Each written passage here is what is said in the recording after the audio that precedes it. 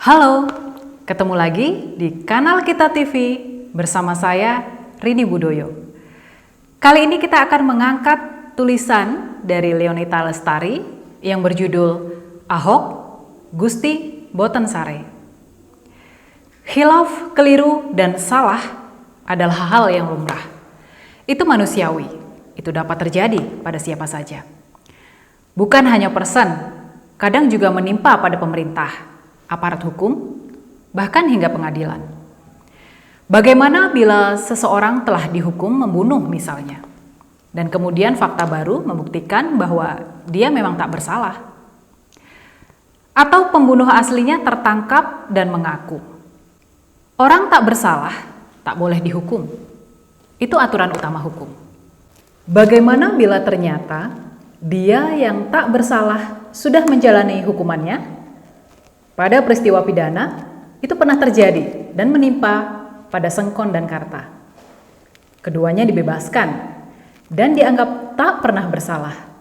Keduanya tak mendapat ganti rugi, meski telah menjalani hukuman penjara selama 6 tahun. Tak ada aturan ganti rugi atas kesalahan negara.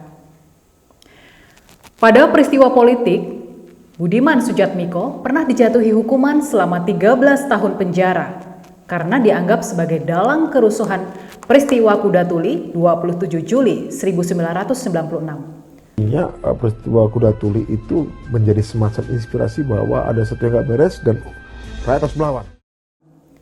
Gus Dur sebagai presiden memberi amnesti dan Budiman dianggap tak pernah bersalah atas peristiwa tersebut. Bagaimana dengan Ahok? Dia divonis hukuman penjara 2 tahun karena kasus pencemaran atau penistaan agama. Aroma politis terselubung pidana terlihat sangat kental pada cerita ini. Masyarakat pun terbelah antara yang yakin bahwa ini kasus pidana atau kasus politik. Sebelum dihukum, dia pasti tersangka. Sebelum tersangka, dia adalah terduga. Dan itu dimulai dengan adanya laporan pihak yang merasa dirugikan pada pihak kepolisian. Terkait atas sebab apa Ahok dilaporkan, konon fatwa MUI adalah apa yang menjadi rujukannya. Bagaimana bila ternyata fatwa itu dapat dibuktikan tidak tepat? Adakah itu dapat bermakna novum atau bukti baru? Karena perkaranya sudah inkrah, PK tak mungkin dilakukan. Novum tak berguna sebagai bukti baru.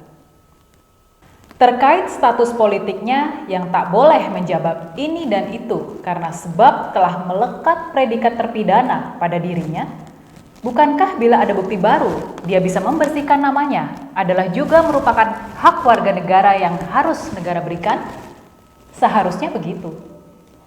Pada bukti fatwa MUI menjadi rujukan atas laporan pada Ahok, adakah itu memiliki makna baru ketika si pembuat fatwa adalah tersangka teroris misalnya? Ya, kita mendengar bahwa salah satu pentolan komisi pembuat fatwa MUI terkait fatwa untuk Ahok ternyata adalah tersangka teroris yang turut ditangkap oleh Densus 88 baru-baru ini.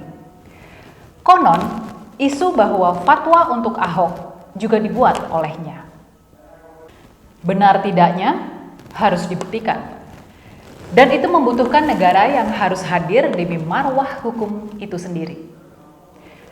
Ada tidaknya unsur sengaja bahwa fatwa itu dibuat oleh orang yang memiliki kepentingan atas subjektivitas pandangan pribadinya dan munculnya fakta bahwa dia ternyata adalah tersangka teroris, layak kiranya ini menjadi acuan dari munculnya bukti baru. Debat hukum atas fenomena ini layak mendapat ruang demi baik hukum itu sendiri. Tak pantas fatwa dikeluarkan oleh seorang tersangka teroris, apalagi akibat dari fatwa itu telah memakan korban. Ada warga negara yang telah dihukum. Ini layak untuk dibuktikan demi adil hukum itu sendiri. Meski tak mustahil, Ahok pribadi sangat mungkin sudah tak berminat.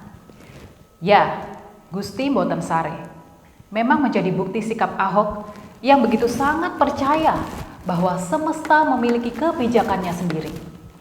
Dia tidak ambil pusing dengan predikat yang terlanjur sudah melekat pada dirinya, namun bukan berarti seluruh rakyat setuju dengan sikapnya. Ini namanya mempermainkan hak orang. Kalau dalam agama menjolimi hak saya. Dan percayalah, sebagai penutup, kalau Anda menjolimi saya, yang Anda lawan adalah Tuhan yang Maha Kuasa, Maha Esa. Dan saya akan buktikan satu persatu dipermalukan nanti. Terima kasih.